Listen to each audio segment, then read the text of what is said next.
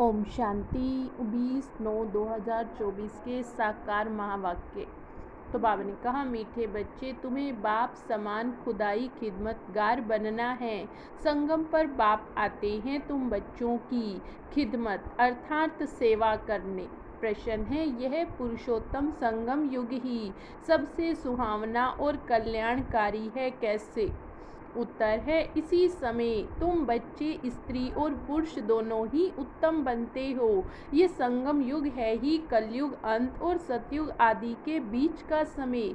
इस समय ही बाप तुम बच्चों के लिए ईश्वरीय यूनिवर्सिटी खोलते हैं, जहां तुम मनुष्य से देवता बनते हो। ऐसी यूनिवर्सिटी सारे कल्प में कभी नहीं होती। इसी समय सबकी सद्गति होती है।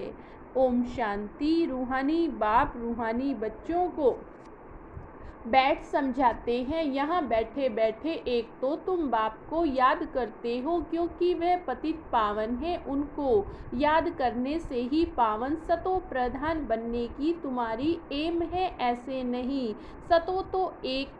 सतो तक एम है, सतो प्रधान बनना है, इसलिए बाप को भी जरूर याद करना है।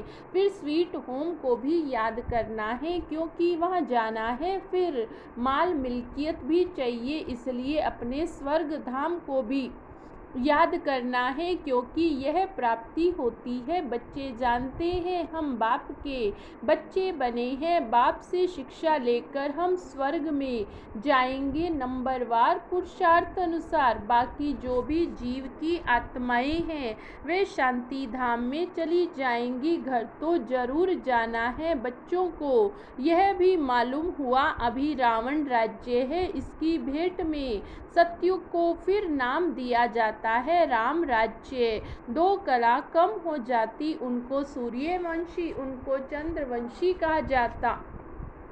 जैसे क्रिश्चियन की डिनाइस्टी एक ही चलती है, वैसे यह भी एक ही डिनाइस्टी है, परंतु उसमें सूर्यवंशी और चंद्रवंशी है। यह बातें कोई भी शास्त्रों में नहीं है। बाप बैठ समझाते, जिसको ही ज्ञान अथवा नॉलेज कहा जाता। स्वर्ग स्थापन हो गया, फिर नॉलेज की दरकार नहीं। यह नॉलेज बच्चों को पुरुषोत्तम संगम युग पर ही सिखलाई जाती। तुम्हारे सेंटर पर व म्यूजियम में बहुत बड़े बड़े अक्षरों में जरूर लिखा हुआ हो कि बहनों और भाइयों, यह पुरुषोत्तम संगम युग है, जो एक ही बार आता है। पुरुषोत्तम संगम युग का अर्थ भी है, नहीं समझते, यह भी लिखना है। कलयुग अंत और सतयुग आदि का संगम, तो संगम युग सबसे सुहावना कल्याणकारी हो जाता। बाप भी कहते हैं, मैं पुरुषोत्तम संगम युग पर ही आता हूँ। तो संगम युग का अर्थ भी समझाया।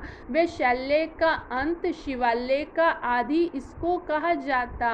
पुरुषोत्तम संगम युग, यहाँ सब विकारी और वहाँ सब है निर्विकारी, तो जरूर उत्तम तो निर्विकारी को कहेंगे।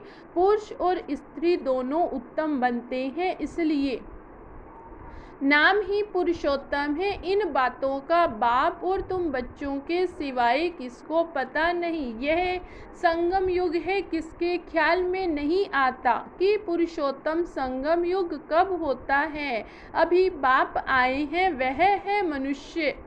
सृष्टि का बीज रूप उनकी इतनी महिमा है। वह ज्ञान का सागर, आनंद का सागर, पतित पावन, ज्ञान से सद्गति करते हैं। ऐसा तुम कभी नहीं कहेंगे कि भक्ति से सद्गति, ज्ञान से सद्गति होती, और सद्गति है ही सतयुग में।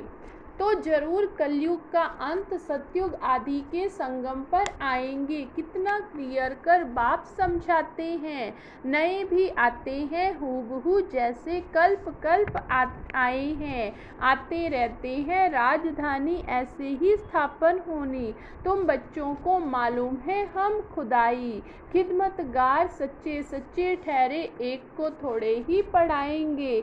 एक पढ़ते हैं, फिर इन द्वारा तुम पढ़कर औरों को पढ़ाते हो, इसलिए यह बड़ी यूनिवर्सिटी खोलनी पड़ती है। सारी दुनिया में और कोई यूनिवर्सिटी है ही नहीं, न कोई दुनिया में जानता कि ये ईश्वरीय यूनिवर्सिटी भी होती है। अभी तुम बच्चे जानते हो, गीता का भगवान शिव आकर यूनिवर्सिटी खोलते हैं, नई दुनिया का मालिक देवी देवता बनाते हैं। इस समय आत्मा जो तमो प्रधान बन गई, फिर उसको सतो प्रधान बनना है।